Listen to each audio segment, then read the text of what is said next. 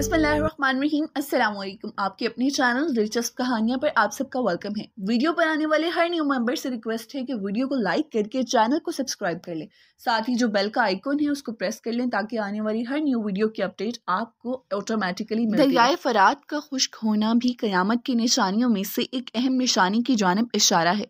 इसे दरिया के खुश्क होने के बाद दुनिया की आखिरी जंग हरमावन या आर्मागेडन जंग का आगाज़ होगा।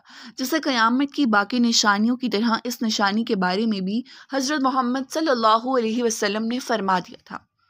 हज़रत अबू हुरैरा रज़ियल्लाहु ताला अन्हु फरमाते हैं, हज़ूर अकरम सल्लल्लाहु अलैहि वसल्लम का फरमान है कि क़यामत उस वक़्त तक कायम ना होगी जब तक दरियाए फरात सोना ना उगल दे, यानी दरियाए फरात से सोने का पहाड़ ना निकल आए।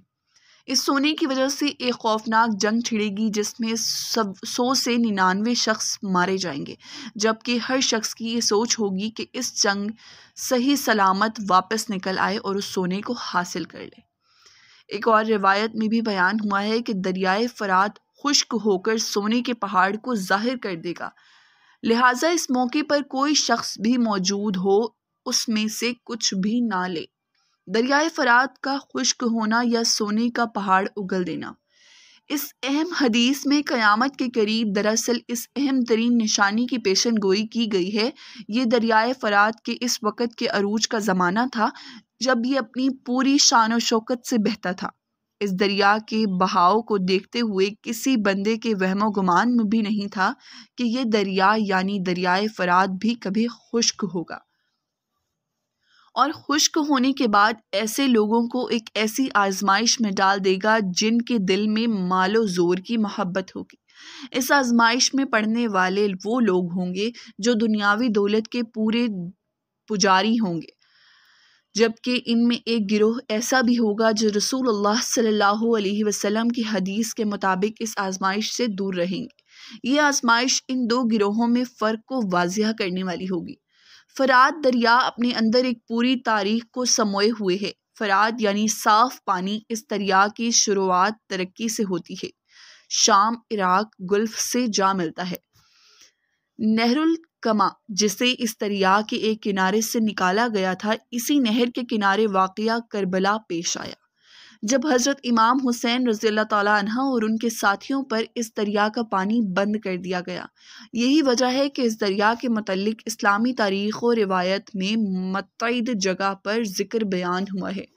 किलोमीटर लंबाई के साथ दरियाए फरात तरक्की से 2900 शुरू होता हुआ इराक़ और शाम से गुज़रता है।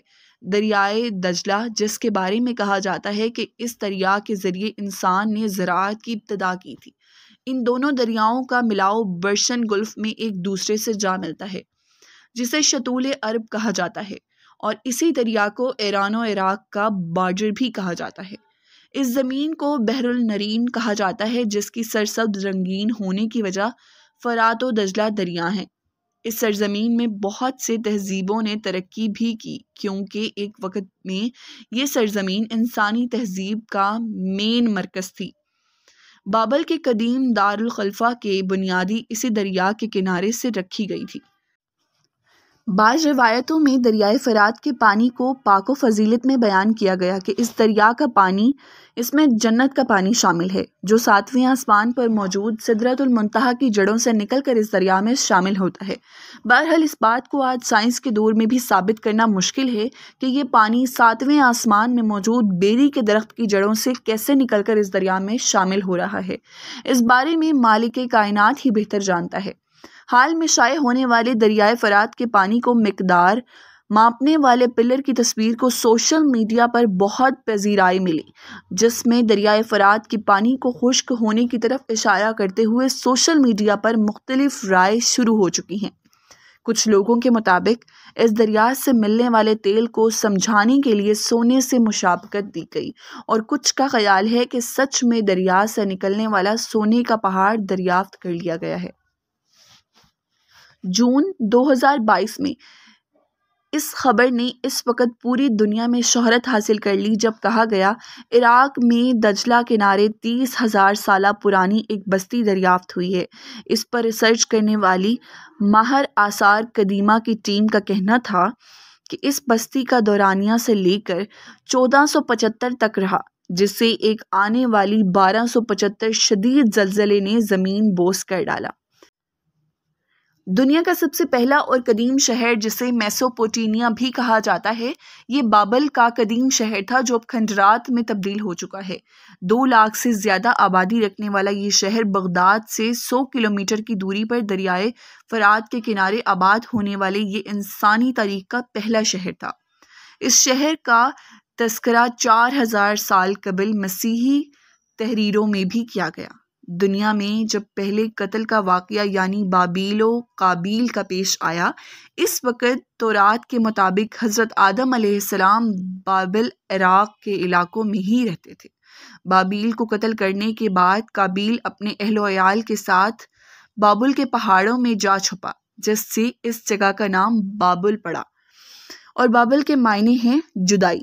حضرت ادریس علیہ السلام کی دور نبوت میں قابیل کے اولادوں نے بہت فساد برپا کر رکھا تھا، اور قابیل کی اولادوں نے پہاڑ سے نیچے اتر کر بھی فساد برپا کرنا شروع کر دیا۔ ان فسادی لوگوں کے ساتھ اس شر نے اپنے ساتھ ان نیک لوگوں کو بھی شامل کر لیا جو فسادی نہ تھے، مگر حالات کی وجہ سے انہیں اس گروہ میں شامل ہونا پڑا۔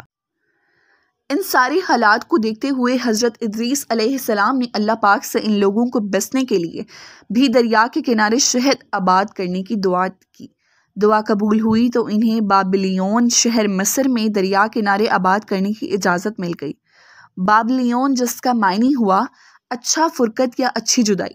اس شہر کے تباہ ہونے کے بعد اب حال میں جب اس دریا سے وہ کھنجرات دکھائی دیے تو لوگوں نے اسے سونے کا پہاڑ سے تشبیہ دی، مگر اس پہاڑ اور رسول اللہ صلی اللہ علیہ وسلم کی حدیث مبارکہ کا آپس میں کوئی تعلق نہیں ہے۔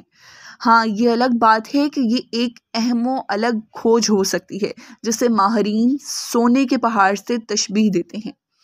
دریائے فرات میں پانی کی سطح کم ہونے کی ایک وجہ بننے والی یہ ڈیم بھی ہو سکتے ہیں جو ترکیہ اور شام نے زیادہ تعداد میں بنا رکھے ہیں۔ اس دریا پر بننے والا پہلا ڈیم 1970 میں ترکی نے شام کے بارڈر پر بنایا، اور اس کا پانی مکمل بند کرنے کی وجہ سے ترکی اور شام کا یہ درمیانی حصہ بالکل خشک ہونے کی وجہ سے یہ قدیم شہر دریافت ہو گیا۔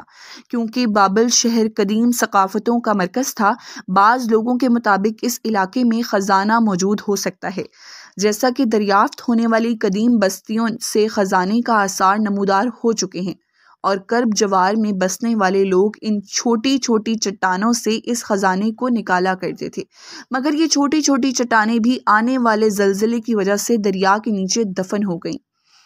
آج بھی ان چھوٹی چٹانوں کو ڈھونڈ کر دریائے فرات سے خزانے کو نکالا جاتا ہے، جسے بنیاد بنا کر اس پیشن گوئی کو ثابت کرنے کی کوشش کی جاتی ہے، مگر حقیقت تو یہ ہے کہ اب تک دریائے فرات سے وافر مقدار میں کوئی خزانہ یا سونے کی کثیر مقدار نہیں نکلی۔ اور دوسرا، رسول اللہ صلی اللہ علیہ وسلم کی حدیث مبارکہ کے مطابق اس دریا کو مکمل خشک ہونا تھا، جبکہ اس کے اندر ابھی تک پانی موجود ہے۔ بطور مسلمان ہمارا اس بات پر یقین ہے کہ دریا خشک ہو جانے کے بعد تو ممکن ہے کہ یہ خزانہ انسانوں کو مل جائے یا خود خدا اسے ظاہر فرما دے۔ اگر دریا نے اپنے خشک ہونے کی سپیڈ اس طرح جاری رکھی تو ممکن ہے یہ عمل 1 سے 2 سال تک ہی دیکھنے کو مل جائے۔